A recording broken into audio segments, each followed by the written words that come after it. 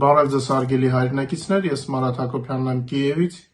Այսօր Ուկրաինա-Ռուսաստանի լայնածավալ ներխուժման 1390-րդ օրն է, նորից բուռն պատերազմական իրադարձությունների ֆոնին ենք, վստահ եմ մեր Տելեգրամի բաժանորդները օրը շատ տպավորիչ եւ ոգեվորիչ են սկսել, նկատում եք, թե ինչպես են օրերը սլանում, արդեն լայնածավալ պատերազմի 1390-րդ օրն է, իսկ պատերազմի յուրաքանչյուր օրը հագեցածությամբ եւ բարդությամբ կարծես 3 սովորական օր լինի։ Ուզում եմ շնորհակալություն հայտնել ձեզ այն աջակցության համար, որ ամեն օր ստանում եմ ձեզանից լայքերի, մեր եթերների տարածման եւ մեկնաբանությունների տեսքով, ինչով գնահատում եք իմ գործը եւ ոգեվորում եք շատ։ Պատերազմի օրերը անկանխատեսելի են, բայց ես աշխատում եմ նույնիսկ երբ լույս չի եղել կամ վերջին օրերին, երբ ընդամենը 10-ից 14 ժամ լույս կա, ձեզ համար եթեր եմ պատրաստում եւ ուրախ եմ, որ սպասում եք ու ձեր վերաբերմունքն եք ցուցադրում իմ աշխատանքին։ Շատ շնորհակալ եմ ձեզ։ Դեկտեմբերի 13-ին հայտնի դարձավ, որ Զապորոժիեի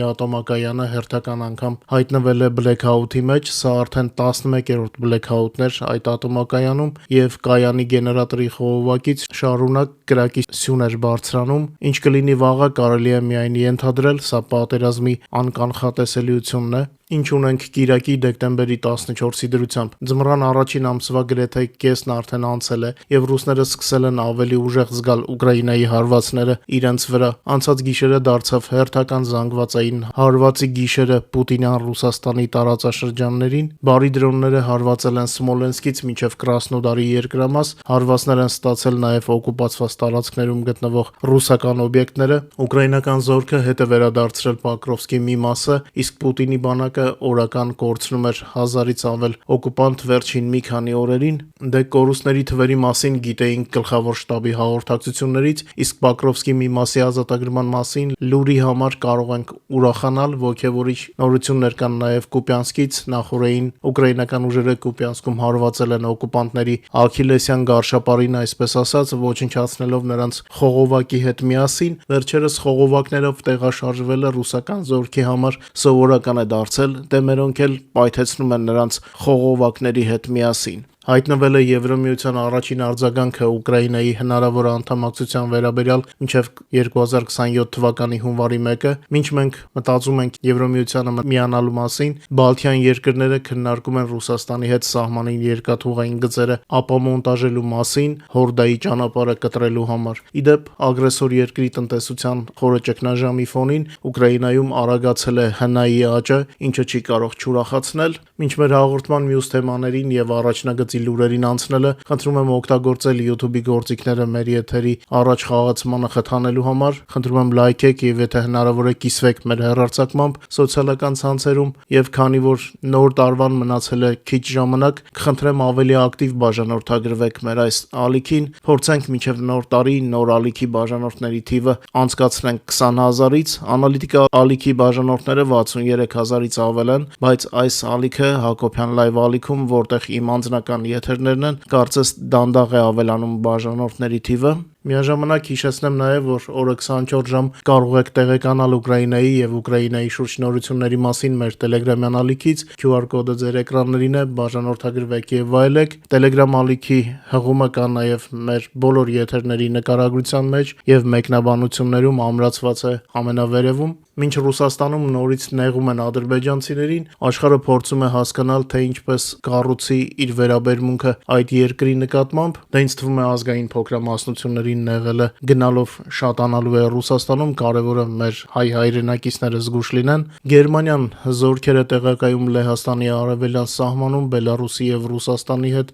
սահմանը ամրապնդելու համար, միսիան կսկսվի երևի թե ապրիլ ամսից։ Բալթյան երկրների ղեկավարները մեծ վտանգ ակնկալելով քննարկել են Ռուսաստանի եւ Բելարուսի հետ սահմանին երկաթուղային գծերի ապամոնտաժման վերաբերյալ համատեղ որոշում կայացնելու հնարավորությունը։ Դե գիտեք, մեծ վտանգի առաջ են կանգնած Բալթյան երկրները, Ռուսաստանը, որպեսզի փորձի պատկեր ստեղծել, կարող է սահմանն անցնել եւ փորձի գրավել այդ փոքրիկ պետությունները, փոքրիկ, բայց շատ խիզախ եւ արդար պետությունները։ Բախտ եմ ունեցել ապրել որոշ ժամանակ եւ շատ եմ գնահատում Բալթյան երկրների ճիշտ եւ հստակ քաղաքականությունը դեպի Եվրամիություն։ Դե Եվրոմիություն ասացինք, Մարտակոսի հայտարարության անդրադառնանք, Ուկրաինայի Եվրոմիությունին անդամակցությունը խաղաղության համաձայնագրի շրջանակներում ամրագրելու գաղափարը դրական արձագանք է ստացել Եվրոպական հանձնաժողովի կողմից, սակայն նրանք զգուշացնում են, որ պայմաններն ու դրույթները կախված կլինեն Եվրոմիության ներսում բարեփոխումներից եւ քաղաքական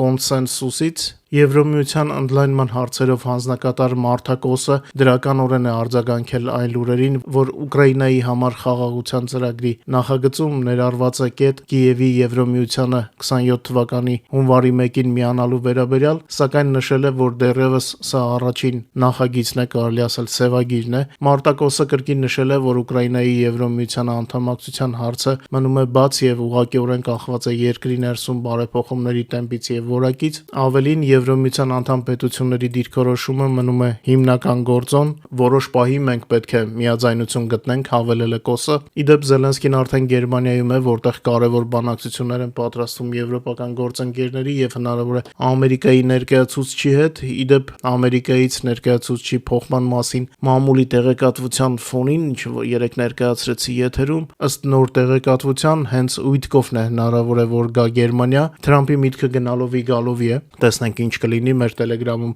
օպերատիվ կներկայացնենք իրավիճակը։ Մինչ կարիքավորության պատճառով Ռուսաստանը դիմել է Հնդկաստանի արտադրողներին իր շուկա արտադրանքներ ավելացնելու համար, մասնավորապես Մոսկվան հետաքրքրված էր սննդամթերքով, տնային օգտագործման ապրանքներով, էլեկտրոնիկայով, հագուստով եւ կոշիկով, հաղորդակցության սարքավորումներով եւ դեղորայքային միջոցներով։ Այս ֆոնին Ուկրաինան ընդլայնում է իր արտահանումը եւ աճեցնում է երկրի հնան, ՎՎՊ-ն իրենց լեզվով ասեմ, գիտեմ, որ թաքուն լսում են, հանկարծ չշփոթեն, հա։ Նոյեմբերին Ուկրաինայի իրական համախառն ներքին արտադրանքի աճը արագացել է մինչև 5.3%-ի, համեմատությամբ հոկտեմբերի 2.3%-ին։ Տնտեսության հիմնական շարժիչ ուժերը եղել են գյուղատնտեսությունը, ներքին առևտուրը, շինարարությունը եւ վերամշակող արդյունաբերությունը։ Սա ցույց է, որ երկիրը ապրում է, չնայած Պուտինի ջանքերին մեզ բոլորիս կոտորել։ Մոտեցանք ռազմաճակատի լուրերին։ Ռուսական հոպը չի դիմանում ուկրաինական հարվածներին եւ սկսում է սպառվել։ Ռուսական հոպը աստիճանաբար կորցնում է իր կայունությունն ու հուսալիությունը մի շարք պատճառներով՝ հրթիռների, ռադարների եւ ինքնին զենիթային համալիրների պակասի պատճառով, այսինքն ուկրաինական հարվածի միջոցները արդեն այնքան են աճել, որ Ռուսաստանի պոտենցիալը չի հերիքում։ Այս եզրահանգման է եկել բրիտանական թագավորական միավորված պաշտպանական հետազոտությունների ինստիտուտի վերլուծաբանների խումբը։ Այս ամենը ուկրաինական կողմի հետևողական աշխատանքի արդյունքն է, ինչը անպաշտպան է դարձնում Ռուսաստանին մեր հարվածների դիմաց։ Դեկտեմբերի 14-ի գիշերը Ռուսաստանի վառելիքաէներգետիկ ենթակառուցվածքների օբյեկտները ենթարկվել են բարի դրոնների եւ հրթիռների հարվածների, ինչը բերել է հրդեհների եւ բլեքաուտի Ռուսաստանի տարբեր մարզերում։ Ուկրաինայի զինված ուժերը հիուծում են ռուսական բանակը եւ վերականգնում կորցրած տարածքները։ Օրինակ Պոկրովսկում վերջին շաբաթների ընթացքում ուկրաինական ստորաբաժանումներին հաջողվել է վերադարձնել քաղաքի հյուսիսային հատվածում մոտավորապես 16 քառակուսի կիլոմետր տարածք։ Գեներալ Սիրսկու խոսքով նախորդ ամսում նոյեմբերին Deep Strike միջոցներով կատարվել է 81 կրակային առաջադրանք, խոցվել է 98 թիրախ Ռուսաստանի տարածքում։ Հիմնական ուշադրությունը կենտրոնացած էր նավթամշակման ոլորտի օբյեկտների վրա, որը շարունակում է մնալ Ռուսաստանի պատերազմի ֆինանսավորման գլխավոր աղբյուրը։ Նոյեմբերին ուկրաինական հրետանիով խոցվել է ավելի քան 4100 թիրախ ռուսական զորքերի։ Հրթիռային զորքերը Ուկրաինայի խոցել են ավելի քան 100 հակառակորդի օբյեկտ։ Հրթիռների պակասի պայմաններում Ուկրաինայի հակաօդային պաշտպանության համակարգը պահպանում է արդյունավետությունը դրոններ որսացող մեր դրոնների միջոցով։ Միաժամանակ աճում է ռադիոէլեկտրոնային պայքարի միջոցների կիրառումը։ Նոյեմբերի ընթացքում ուկրաինական ռադիոէլեկտրոնային պայքարի միջոցներով խափանվել է մոտ 94000 օդային հարձակման միջոց։ Պատկերացնում եք մասշտաբները՝ 94000 մեկ ամսվա ընթացքում։ Եթե մեր հոպը լավ չաշխատեր, մենք չգիտեմ ինչ վիճակում արդեն կլինեինք։ Առաջնագծում տեղի է ունեցել անցած օրը 154 մարտական բախում, մի փոքր բախումները նվազել են։ Կա տեսակետ, որ ռուսները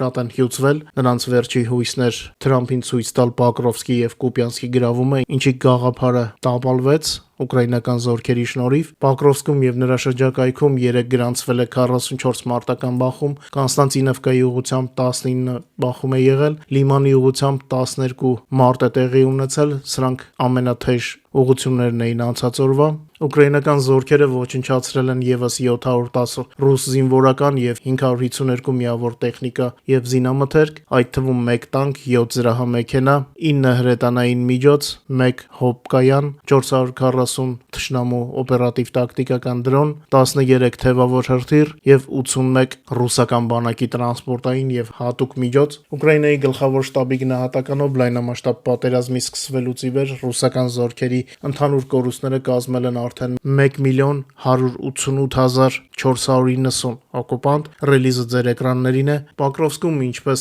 արդեն ասացի, ետ են բերվում տարածքներ, Միրնագրադի ուղղությամբ լոգիստիկան մնում է բարդ, բայց շարունակում է գործել։ Երեկոյան դրությամբ Կուպյանսկի, Կոնստանտինովկայի եւ Պրիդնեպրովսկի ուղղություններում տարածքային կորուստներ չեն գրանցվել։ Գեղեցիկ կադրեր ունենք Պոկրովսկի մարտերից, կարող եք տեսնել մեր Telegram-ում, թե ինչպես է ոչնչացվում թշնամին։ Բարի դրոնները 3 հերթական անգամ իրենց գործն արեցին օկուպացված տարածքներում եւ Ռուսաստանի տարածքում խոցելով ռազմական ու ռազմավարական թիրախներ։ Մեր Telegram-ին հետևողները տեսել են հավանաբար գրոհների քարտեզը սկսած Սմոլենսկի մարզից մինչև հյուսիսային Կովկաս։ Գենշտաբը Ուկրաինայի հաստատել է մի շարք հարվածներ Ռուսաստանի տարածքին, բոլորին չի անդրադարձել, դե գիտեք, պաշտոնական մարմիններում խոսում են միայն 100%-ով արդյունքում համոզված լինելու դեպքում։ Ըստ Գենշտաբի Ուկրաինայի ուժերը հարվածներ են հասցրել Կրասնոդարի մարզի Աֆիպսկի նավթամշակման գործարանին, խոցվել են ենթակառուցվածքները, Ուրյուպինսկի նավթաբազային Վոլգոգրադի մարզում եւ հարվածներ են հասցրել թշնամու օբյեկտներին ու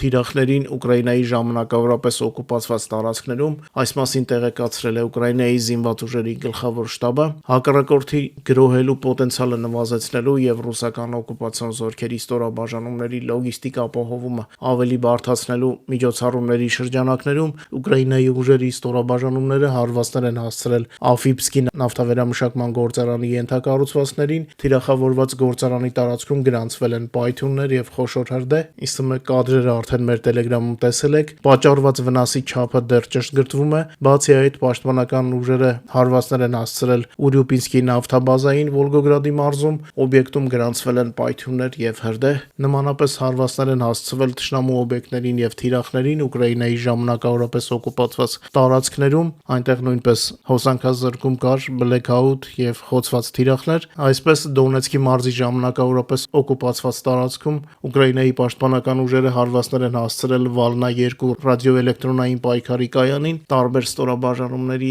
2 կառավարման կետերին, 76-րդ օդահարձակողական դիվիզիային, ռադիոէլեկտրոնային պայքարի կայանին, ինչպես նաեւ Իմբիր ռադիոլոկացիոն կայանին, ժամանակավորապես օկուպացված Զապորոժիայի մարզում հարվածներ են հասցվել Տոր-M զենիթահրթիռային համալիրին եւ թշնամու դրոնների լաբորատորիային։ Բացի այդ, ժամանակավորապես ռուսների կողմից օկուպացված Ղրիմի տարածքում ուկրաինական ուժերը խոցել են 2 վառելիքի պահեսներ, իսկ թվում է վառ կադրերը տեսել եք մեր Telegram-ում, Կաստա 2Y2 ռադիոլոկացիոն կայան եւ S300-S400 հակաօդային պաշտպանության համակարգերի բարձրարժեք բաղադրիչի 96L6E ռադիոլոկացիոն կայանին Ղրիմում։ Վնասների չափը նույնպես դեռ ճշտվում է, եթե նորություն լինի ձեզ անպայման կտեղեկացնենք։ Ուրբաթ եւ շաբաթ օրվա եթերները շատ հագեցած էին, ովքեր դեռ չեն տեսել, անպայման դիտեք, շատ կարեւոր է։ Դե իսկ Կիրակի օրվա եթերը չեմ ուզում շատ երկարացնել, կարևորի մասին խոսեցինք։ Խնդրում եմ չմոռանալ լայքել եւ տարածել մեր եթերը։